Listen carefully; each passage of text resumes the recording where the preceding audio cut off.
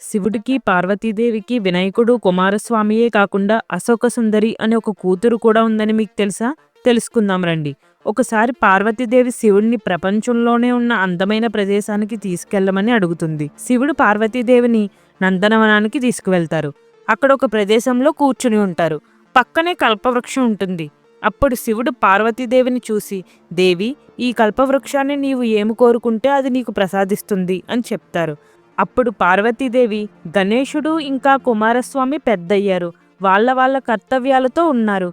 నేను కైలాసంలో ఒంటరిగా ఉంటున్నా. నాకు ఒక కుమార్తె కావాలి అని కల్పవృక్షాన్ని అడుగుతుంది. వెంటనే అశోక సుందరి అనే అందమైన కుమార్తె అందులోంచి పుట్టుకొస్తుంది. ఆ బిడ్డను పార్వతీదేవి అల్లారు ముద్దుగా పెంచుకుంటుంది.